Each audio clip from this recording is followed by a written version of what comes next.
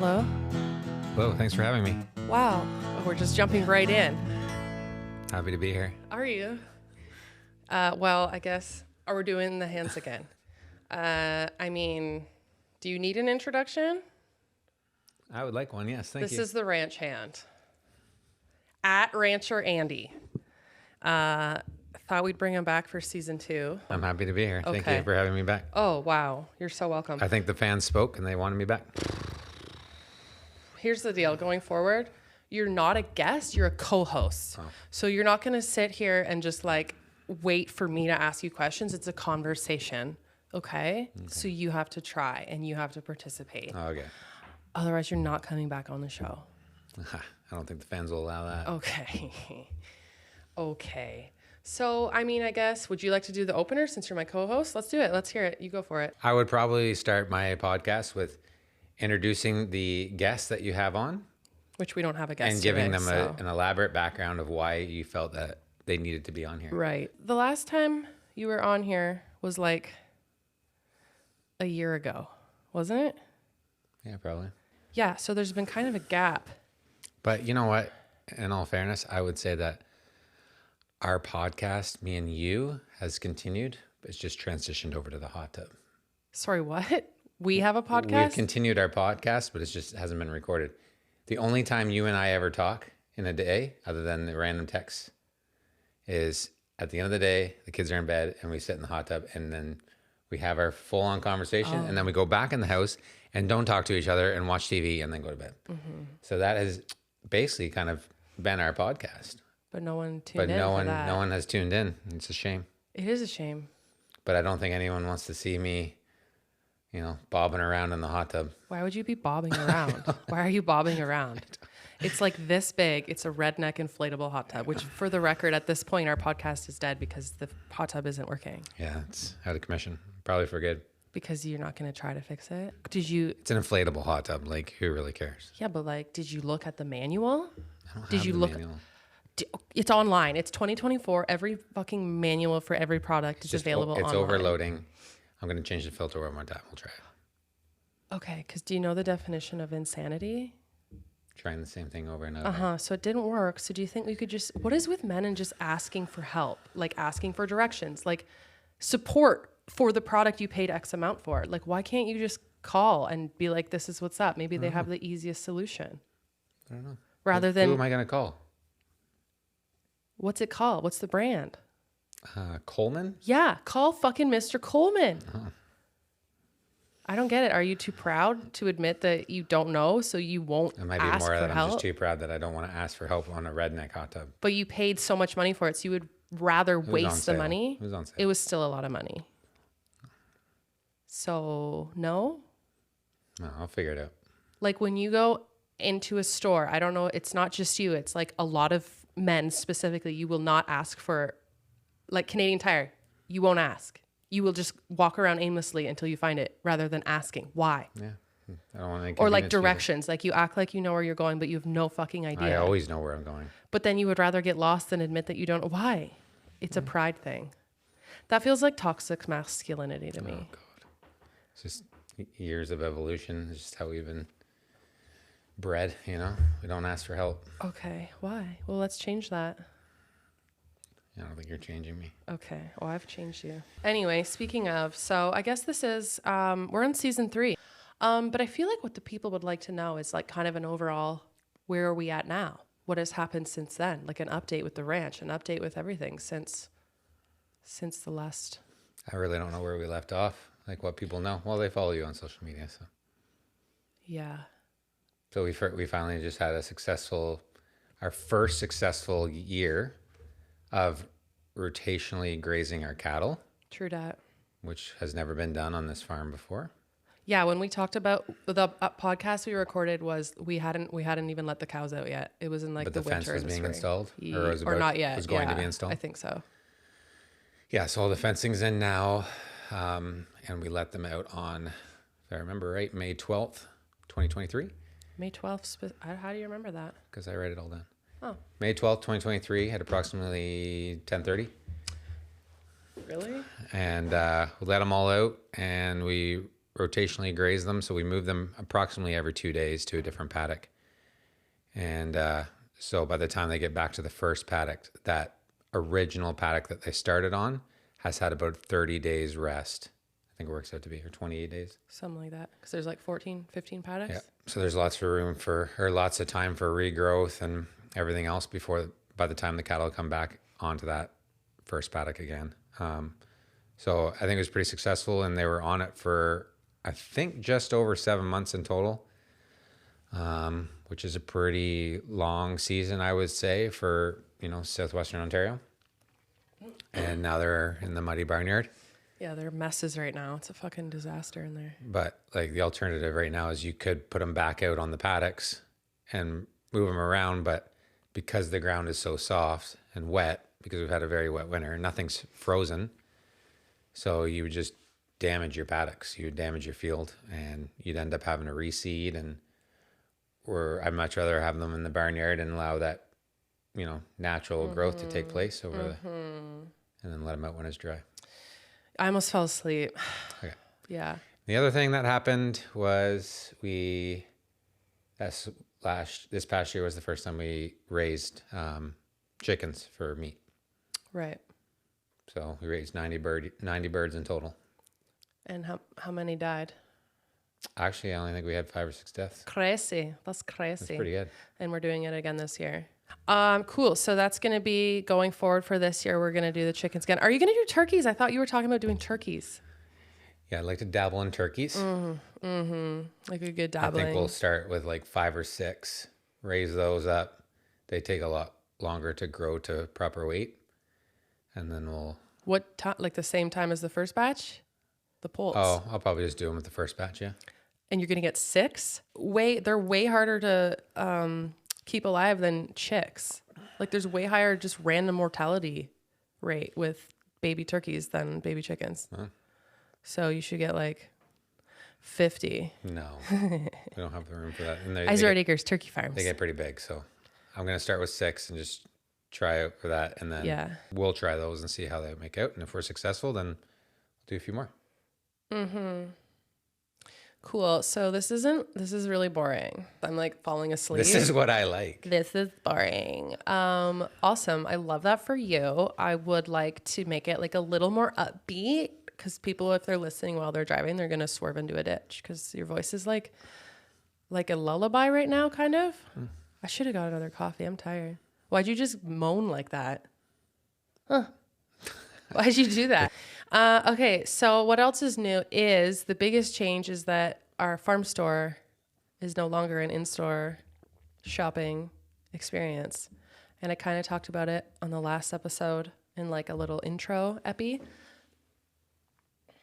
Along with Fall on the Farm, too. Yeah. It was all kind of a group decision there. Yeah, so I kind of gave the gist on that, but would love to hear like your side of it, because I explained how we closed it because, so many reasons, but ultimately just so weird, like with existing on social media, and then also having a store that's address is online, that anyone from said social media can access, and said store is on also our home address, and my small children, I don't show them on social media. I'm very protective, but like, hey, here's our home address. So yeah, ultimately felt very icky about that. And remember I said it was just like nothing had specifically really happened. Like there's nothing, couple incidences, but like they were like mild, like nothing crazy happened that like, or catastrophic happened. I just felt this like nagging like intuition to do something about it before something happened. And you know what's funny? Not that anything has happened since, but like since then, my social media following has like grown even more. Like I got a big growth spurt last month. Yeah, that's more from your videos. Yeah, I know, but I'm just saying it doesn't matter. It's that amount of people are following me, meaning they have access to my profile, which meaning they could make the connection of like the store and the address. Do you know what I mean? Mm-hmm. So I think I bowed out at a good time. Yeah, I think it's hard for people to understand maybe why we did what we did as far as the storefront goes. Like it was always kind of a dream of ours to have the farm store, especially when we, start selling our own beef in here. But in the same sense, if you put yourself in our shoes, but just picture opening your house in, say, said town, and you're in a subdivision. It's really no different. All of a sudden you're putting your business or your house address out there in the internet for everyone to know. Mm-hmm. And then once they get comfortable with things or whatever, and they come out and they buy some stuff from you once in a while, that's fine. And you have set hours because obviously this is your home, and you need to set boundaries. And we're like, well, and for us too, we have a young family. So, but picture yourself if you did the same thing in town, same idea. All of a sudden, people don't care to know your hours, or don't take the effort to know your hours, and then all of a sudden, you look out your backyard and people are walking around in your backyard. There's like an entitlement kind of. Yeah, that's the. I'm just trying to put it in a perspective from people that maybe live in town. So just picture that you're sitting at home having coffee in the morning or in the afternoon, whatever. You're sitting in the family room and you look out in your backyard and someone's wandering in your backyard. Okay, that's literally no different here, just maybe on a bigger scale because we have a little bit more property, but it's the same thing to us. Mm-hmm. That's how we viewed it. And we had a couple scenarios where that actually happened, and it just gave us, and mind you, that when those two things happened, the people were friendly about it, and what they were apologetic, whatever. Like there wasn't malicious intent. No, never. But the fact that it weighs on you as a property owner, or for that privacy reason, right? This is the reason we have store hours. And then you hear the flip side of it of, you have other small business people reaching out. Well, why don't you just build something off site? Well, no, that's never been a dream of ours. It's never something we want to do. No. And, I don't want to say never, but I will. I'm pretty confident that we will never want to do that. Why would I do that? I don't want to leave the farm. Why would there be a Ever. farm store no. No, I don't want that. I don't even like that idea. I think the bottom line, and I think it's so hard for, I don't know, outside people. I don't know how to explain this, but it's like, even my family, it's like, oh, well, you made the mercantile. You don't want to, you're going to close the in-store shopping. Like you don't want to throw that away. Your business you built. I'm like, yeah, but like, I don't think you get it. Like the mercantile, the farm store was never the main goal. It was just a stepping stone or like kind of a growth accelerator to. Honestly, the mercantile was just like a random thought that popped into your head one day. Or like, oh man, that'd be cool because of your background. You've done retail, you've done all these things in your life. I could easily open a little store and stuff. And we we actually have a part of our drive shed that's enclosed, heated, partially finished. Mm-hmm. And then you took it upon yourself with a little bit of help, and you redid this whole room and turned it into a store, and voila. So like we had the basics of it already. And you just kind of finished it and opened it. And so it was very convenient for you to make that decision. Yeah. And when you brought it up to me originally, before this store ever happened, I was like, yeah, there's no harm in that. Let's just do it. Yeah. It was no effort, right? If it was an effort in sense of going off site and building something, absolutely not. No, because commercializing not. And like building a chain, like that's never. Bigger is, in my opinion, bigger goal. Is not better. No. That is just absolutely not going to happen.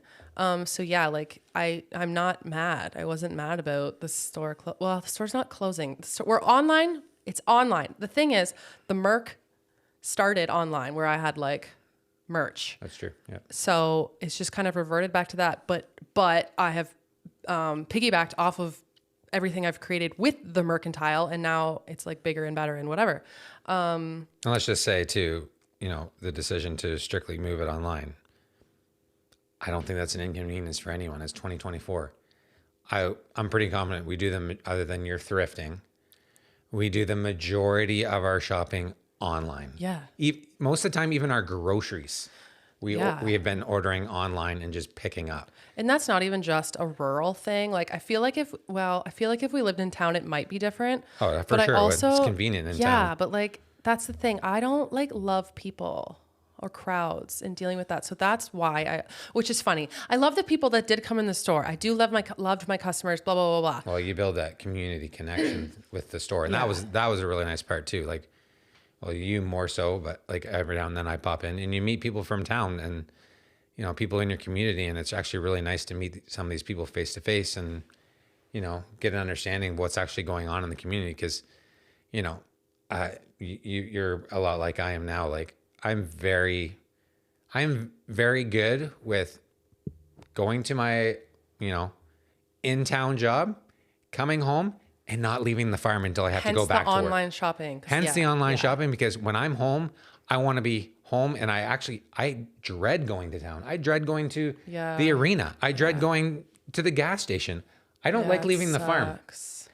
And like, again, people have a hard time understanding that too. They're like, well, why do you always want to be home? Like, well, home for us is different. We're on a farm. We're on a ranch, right? So there's endless things where I have a to-do list that's pages long, just constant things that I want to get done. And now the kids are starting to get of age where they can kind of be somewhat involved. And like, I really have, other than the basics needs of, okay, we got to go in and we got to get some groceries, or, okay, I got to go to the hardware store to do this, or little things here and there. And now that the kids are getting older, okay, We now can send them to they're do going to it. start doing some sport. Yeah. They're starting to do sports or activities, and It's too much driving. way too much driving. We're so old. And We're so old. again, people I think have a hard time understanding that, because I'm okay with staying home. I don't want to leave. I really don't ever want to leave other than for my job. That's it. Actually, honestly though, that is kind of your, what's the word, Achilles heel. I don't know what the right word is. Andy's really boring in that way. Like I do like to have fun, but you're bringing me down lately. I haven't done anything fun in a long time. It's just so hard. It's so much. And honestly, I was like this it's so much when we work. met. No, you catfished me because you made it sound like we were we got so drunk and partied the first few times we met. We didn't. Yes, we did. Oh, Wasted. maybe the first 2 or 3 times. Yeah, because it was like, oh, we're fun. You catfished me. You could have left any time, hon. Anyway, we're just very, I think we enjoy privacy. And I think that was the ultimate straw that broke the camel's back with the farm store operation, because you cannot have a store that is public, we found, and also maintain a sense of privacy if it's on your home property. I know a lot of people do it, and I'm sure other people have a balance, but I think adding the layer of like the social media thing has obviously changed it. Because I mean, if I wasn't doing that, then it would be totally different. I'd probably still be open. I don't know. I think because I'm just too accessible. The social media thing and some of your brand deals now and some other things that you have going on through your social media is very time consuming now. Yeah. And if you didn't have that, shoot, open the store a couple times a week. No big deal. Yeah. No big deal. But again, that goes back to the point that the Merc is not my bread and butter. Yeah. The Merc was just like a vessel to help move things along. And it did, and it is. But I have other things that are now, which is nice. I've been able to focus my energy and prioritize on. And they're the ones, frankly, that make more money. So it just makes more sense. That's the other thing. You need to go where, the income is coming, right? Because, yeah, obviously closing the in-store portion, well, and it was also January. January is rough for everybody. But yeah, not having the in-store shopping, that At hurts, the end of the day, though, I think your sales, I hope and pray that your sales are not much different. It's just staying online only. Well, it's interesting because, so I was also worried because it was quite a jump. So moving to online only, okay, so is there local pickup? Well, no, because that defeats the entire purpose. Because it's not just like, if I'd still offered a pickup option, then I still have to have my address or I still have to give it out. So that made it that was really difficult because it kind of eliminated local shopping. not eliminate it, but it's more difficult. It kind of drives them away because it's like, okay, well, we want to support you, but I don't want to pay for shipping if I live 20 minutes away. But you know what? That's just what I had to, that's just how it is. It is what it is. And you know what? This past week, I've had all of my orders have been like local. So it is nice to see because people are still, whatever, man, you pay for shipping for everything. Like People are still whatever. supporting. That's Yeah. great. That's awesome. So it is nice. But yeah, that change I felt was very necessary. And I have literally zero regrets. And you know what the best part of all of it is? Wait, insert joke about you here. No. I was going to say you are more available for the family on the weekend. Oh. Because I only have weekends off. I thought you were going to be like, oh, best part is And me. the majority of my weekends off for a long time where I would basically be, like I don't see the kids a lot during the week other than in the evenings. But on the weekends, Saturdays, because that was when our store was always open, Saturdays was a full day of just me and the kids by ourselves. Mm-hmm. And now with the store not open, it's actually been, I don't know how you feel about it, but the last few weekends have been awesome because we've actually, well, not last weekend because the kids were deathly sick. Yeah. But our weekends, we've got out skating, we've gone out swimming, we've done lots on the farm. Time. I know. Like we've all went and cut wood together. We went for walks, like just more family time. And that's been the best part of everything.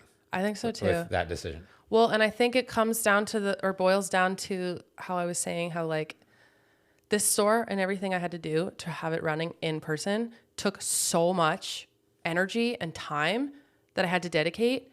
And it was like the energy, what I was getting out of it was not matching what the energy putting into it. And so like I would be like, cause I'm a one freaking woman show. So I'm literally doing everything, inventory, purchasing, admin, bookkeeping. Are those all the same things? Whatever, marketing. And it's fucking endless. And just when I'm like, oh, cool, I have time. Cool, I have like an extra, or I think I'm caught up. Then I'm like, oh no, you haven't posted something. And it's just like, for what fucking reason? Like, it's just, I don't care. I don't fucking care enough, as I said, because it was never the intention to grow it in that way. But there's kind of this like rat race mentality of like, oh, well, you need your business to be successful. Blah, blah. I don't give a fuck. So, so cutting that out and making that decision, I have freed up so much extra emotional energy. We and do space. want our business to be successful. Yes, but I mean specifically the farm store itself. Yes. The brand, yes. The farm store is just helping with build the brand, and it has, and it is, and it's great. And I also do not regret still having the online portion. Like I'm happy with it. I think it's beneficial to have the online. Yeah, but I'm just saying, like I literally have felt the biggest thing is it's been the biggest weight off of me and relief because there's just so much more time that I can focus on shit that actually matters, and then I'm like happier because of that. And yeah, I'm just like I'm a better mom. I think I'm definitely more present with them and like less irritated at the end of the day because I'm not like, oh my God, like I need to get this done. Or you're not going out there at 6:00 on a Friday night to prep the store for the next day. Fuck me. But like, I know we're probably going to get into your whole wood cutting phase that's going on right now, but wood cutting, for example, like in the winter times, we heat our home with the wood boiler. So we need to cut a lot of wood. And the last 2 years while the store's been open, because my Saturdays are tied up with the kids and they've been so young, there's been almost no wood cutting going on. Maybe on the Sunday, I'll go out there on the Sunday for a few hours with either myself or with me and my dad and cut wood. But looking back the last 2 years, like we've used a lot of propane to heat our house. And it's so fucking expensive. It's so expensive. And because I couldn't keep up with cutting enough wood for the winter. Now with you being off on the weekend and we're all together, we've actually kept up this winter so far with the wood. And you can thank Lumberjack Laurel for that. Lumberjack Laurel is in her glory right now, but I know you probably want to touch on that in a little bit, but I'm just trying to make a point saying now that we have the weekends together as a family, it's actually benefiting the farm and the costs, the overhead costs of heating our home and everything else has come down because of that decision. Well, yes. And so the energy and then things being focused on the shit that matters. To have people able to come and see the farm the cost it took for us to do that doesn't make any fucking sense because it's benefiting the customers that come in and spend $20 versus like you said, directing that time into things that benefit our family and save us money, like cutting wood. I'd like to roll that into the fall on the farm decision, which also went along with the store, because you just kind of, hit the Nail on the head. nail on the head. That's what she said. Because the fall on the farm was a great idea, and it's been awesome the last, we did 3 years, right? Also, give context. Maybe people don't know what Fall on the Farm is. Okay, so Fall on the Farm is an event that you came up with because you were taking our store that we have here and going to markets and selling some of our stuff in local markets and stuff. And then you kind of came up with the idea. I'm like, well, we kind of have the perfect driveway or laneway. We really do. It's and like it's a horseshoe. literally a horseshoe. So you come in down the one lane and it just horseshoes around the property. So you came up with the idea like, well, why wouldn't we just host a market here? And then at the same time, you're inviting vendors to come and set up their shops around the horseshoe of the farm. And at the same time, we're opening the door of our store so people can come in and shop in the store. So in one sense, it's bringing in business. It's bringing business to Communities the together. community. We're raising It's money for a bringing people in. charity. It was always charity driven. The first year wasn't because I didn't know what we were doing. But And at the same time, they can see what I guess a working ranch kind of looks like. it was like more of a Thanksgiving weekend, like outing, like bring your family together, share the farm. And we always did like I think we did it the first year too. We always did some kind of like little photo. I want to say photo booth, but some kind of like Photo op. some kind of little display so people can just go over there and take a picture with it or whatever. And it got more elaborate every year. And it got to the point, like this past year we did it, which was ultimately our last year. I had to take a week off work, an entire week off work to prep for Fall on the Farm. It is insane. For what? For what? Like getting the pumpkins, doing all the yard work and, making sure everything's in order and then setting up the display. My God, that display took 2 days to set up. I stepped on a wasp. Yeah, you stepped on a wasp. And then at the same time you're doing all that, you're also raising 2 little children. And they're, I don't want to say in the way. They were in the fucking way. They were in the way. Yeah. But, God bless them. God bless America. Yeah. But that makes things way harder. Which is so dumb because the whole point is it was supposed to be like a family event. So let's put it in perspective. I had to take a whole week off work. So let's just say Monday to, what was the Fall on the Farm on the Sunday? It doesn't matter. Monday to Saturday, I was up before the sun and still going hard until after the sun went down every one of those days to prep for this goddamn event. And, the 2 previous years to that, it was also pretty extensive, but I tried to do it with only taking 1 or 2 days off work to prep. It just got like bigger. It just got bigger and bigger. And we're talking like 500-600 people coming out to this event. And you know what? Looking back on it, amazing. What a blessing like that the community showed up for not only us, but for all the other local businesses that came here. I thought it was really cool. And it is cool. And I wish we could do it. But for the fact how taxing it was on you and I, and even the kids, I felt so bad for the kids. They did a lot of it with us. But like we traded off, like while you were up before the dawn or whatever, then I had to come out in the store and live out here all week. So we were like trading off and then everyone's stressed and like the kids are neglected and like and even the day of the fucking event is supposed to be a family outing. I didn't even fucking see my kids because we're running around. I think the majority of us got pretty sick that week. Oh, was that this year? Yeah. I know I was sick. So working through sickness during all that too. Oh God, yeah. And at the end, like, I remember the day that the last Fall on the Farm happened there last year. It was good. It was successful. Tons of people showed up. It's so great to see everybody. Everyone had a good time. And you know what? People were saying that they've made it part of their, Thanksgiving traditions, or they come out and. Which is so cute. So cute. That's awesome. Like, it's so good to see. And it's amazing that our ranch could be a part of that for them and their families. And which was like the goal. And actually that was kind of the goal. Yeah. But because it's just you and I and no one else. Oh, I don't want to say that. We had people come and run the store for us, and we had some amazing other friends that stepped up and volunteered to help us out. Your friend Ash and her sister. my good friend Alex and his wife Alex. And like grandparents helped babysit and And stuff. the grandparents stepped up that day to help babysit a little bit because, couldn't have the kids running around the whole day. It's hard to keep track of them. But, it was a really nice day.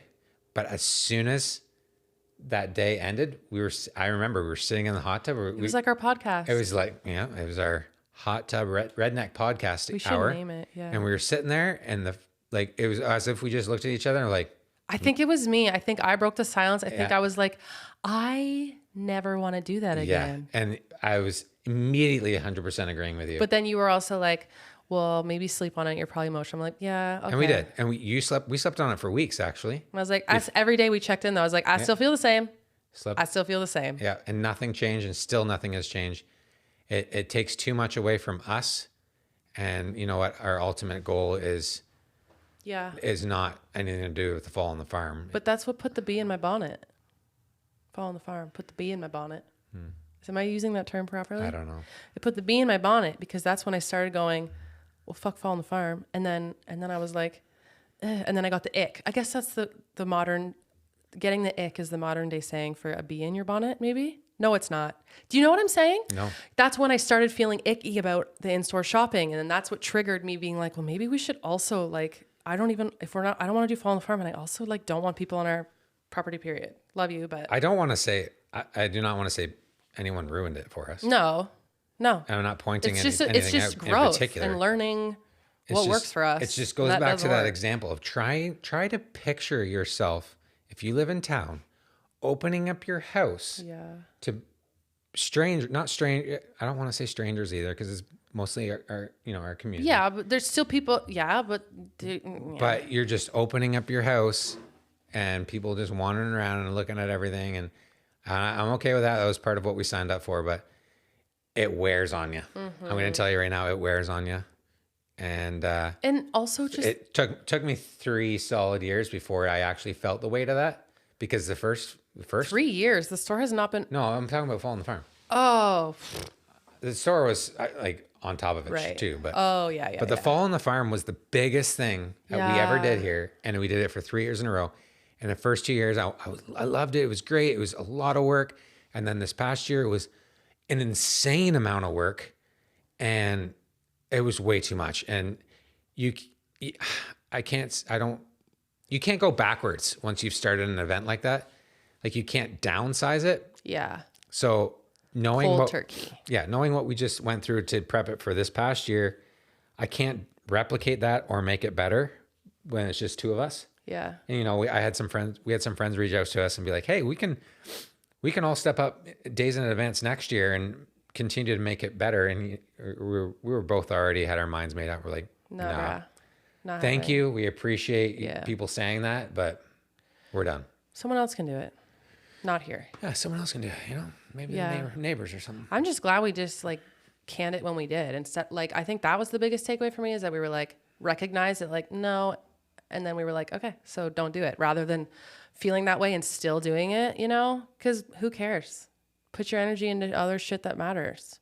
Yeah. That this all circles back to the beginning of the fact of like you have to evaluate the shit in your life that's taking up your time and your energy and prioritizing what piece of the pie gets what. Yeah. So it's like for me, it was the store was just taking everything because I had to do it. But it was like, why? So now that that's out of the picture, I have been able to like, I'm able to also slow down. Like you feel like you can't slow down, I guess, before that. Like we were go, go, go. But as soon as we did that, I feel like I have been able to slow down.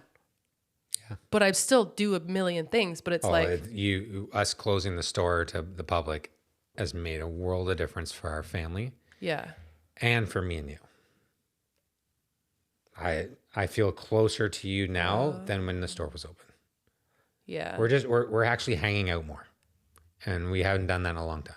Yeah. And you hate it. I know. Yeah. But like, yeah, because it's the time thing. But for whatever reason, you might argue with me on this. I probably will. I think we have fought. We still fight. I think we have fought less. Do we really fight though? I think we have fought less, like arguments, since closing the store.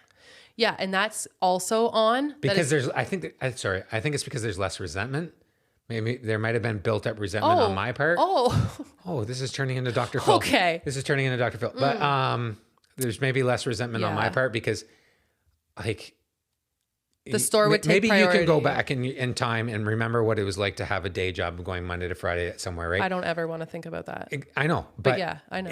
It's your whole life, Monday to Friday at work. And then you just have these little evenings. Yeah. And then your only time to do anything, whether it's get caught up at home with other stuff and see the kids and hang out with your husband or your wife, is only on 2 days. And when one of those, a full day of one of those days, of those 2 days every week, is getting eaten up because you need to go do something, and I was supporting that in that dream and whatever, regardless of it, and especially because it was our business too, resentment still builds. And I think it was, and I think it actually made us dislike each other more, because we always disliked each other, but it definitely made us dislike each other more, and we argued more. And since you've taken a step back and only made it online with the store, I think that's actually done wonders for our relationship. You might disagree, No, because I you don't. usually say that you hate my guts and you don't ever want to talk to me, but that's been our That's when you that's just been our chew. entire marriage, which is Yeah. normal for us. Yeah. But I actually sometimes I see little butterflies floating around, and Where? I don't know. Sometimes I see a little sparkle in your eye. Where are the You butterflies? give me the little wink. I've never winked at you. Winks. No. So yeah. Well, thank you for sharing that. That's part of it. And then I also think a big part of it is the stress. Yeah, it's a lot. The stress is like almost dissipated. Like I feel like I'm fucking like, Your creativity is I don't coming know. back into you because Yeah. you have less stress. yeah. You used to be very creative when the store first opened or before the store. And it was just, you were spiraling constantly with new ideas and this and that. And then it became stagnant. I don't want to say stagnant. We still did lots of stuff. You did lots of stuff. But it became stagnant because you're so involved with always making sure the store was ready. It took up a lot of your time. And then now that that's part's gone and you only have to worry about the online part, it's like that's now opened up that whole other part of you to allow that creativity to flow back in and start brainstorming more ideas. And Yeah. then And that's like the shit obviously that that fills my spiraled cup. on to your social media presence, which has taken off a bit, and you've gotten brand deals. But I want to say this too, like you've been approached by a lot of different brands and things and like when we say brands, it's usually something where you can generate an income off of by advertising a product for someone or whatever, right? But I want a partnership. I want to say this, that you've been very strict about who you allow to partner with, because you keep this thing with our social media where it has to be authentic. And there's a lot of things that have come your way that you've said no to. I don't even answer them. You don't even answer, right? Because so like Sorry. from an income perspective, you've probably turned down a lot of money with certain things, maybe not a lot of money, but some money, because it didn't reflect who you were or what you believe in, Yeah. or it doesn't involve your life per se. I just feel like I've worked so hard to build the brand, and the brand isn't just me, it's also the farm. And we plan to take the brand different directions when we do sell our beef, that it's like every choice I make with my personal brand, it like reflects on that. So Yep. yeah, like I'm not gonna, I don't know. Wait, what was the point of you saying that? I don't remember now. Oh, okay. You were just like hyping me up for a minute, but just like leaving me hanging. That your stress levels are down. Oh, And it's now opened you up to be more creative again, like you used to be. Not used to be, you've always been creative, but you have more time to brainstorm things and work on things that are actually more important to you now in your life. And as a result, you're in a better mood, you're less stressful, you're easy to deal with. And I think it's better for us and it's better for the kids. yeah, no, for sure. I agree 100%. I'm a way better fucking person and a better mom since the store closing. Yeah. Like, I don't even know how to explain it. Like, I do miss it though. I miss seeing people do pop you? it. Okay, sure. No, I miss that part. Yes. And I I do miss have regulars I the miss. regulars. and Yeah. I know it sucks. That part sucks, but it's like, I don't care. I don't understand. I don't know. I might get into trouble for this one, but like, I don't get the mentality of like, we're here to serve you kind of a vibe. Like I get like McDonald's serving since 19 whatever the fuck. I get that, like giant chains and corporations, but like I don't exist to like I can't. Why are you looking at me that way? I'm surprised you're talking about this. Why? Serving? Like you're not here to serve people. Is that what you're saying? Yeah. Like I don't know. And I don't want us to come off like ungrateful or like, oh, I don't know, but I didn't make the store to serve my community. That sounds really bad because yes, ultimately we are raising beef that we would like and hope Providing a service. we would hope to. But I think that's what really turns me off about it is it's like, I'm doing this for my family. And yes, I'm still grateful for the people that support us and people that purchase from us and whatever. Like, I'm not being like, fuck you, buy my stuff. I'm just simply saying like, my business, my purpose in life is not to, to provide the service. It's not to provide a service to anybody but my family. Yeah, because our ultimate goal was to be completely sustainable. Yeah, and for ourselves. To have extra beef to share with the community is a bonus. Yes. And we will be so grateful the day that we are able to do that and hope that the community purchases it and whatever. On a bigger scale. Yeah. For sure. But like none of this was to be like, because our community, we're farmers feed cities. Like, not that I don't believe that, but like, I'm doing this for me and my family and my kids. Obviously, community support, stimulating the economy, filling freezers, educating about agriculture is a great bonus. But like at the end of the fucking day, hard stop. I'm doing everything for me. And me is under my umbrella as you as my kids. And if it doesn't benefit them or if it hurts them in some way, good fucking bye. Yeah, the whole reason we raise cattle and we raise meat birds and we have laying hens, and the whole idea behind that is to fill our freezers and our fridge with food that doesn't require us to go to the grocery store for those kinds of foods. Yeah. We still go to the grocery store, but like it's extremely hard in southwestern Ontario to avoid the grocery store. I know. But my goal in my life is to try to eliminate going to the grocery store as best I can. And obviously the next step is some kind of a garden. But again, it's hard in southwestern Ontario because of our seasons. We really suck at gardening though. And I think this is our year. We really need to do it. This is our year. We have to do it. We've been trying for like 3 years. Yeah. We suck. But I have some plans in the back of my head of how I'm going to set up a garden this year. Oh, so we'll have to talk. Yeah, that could be maybe another podcast. Okay.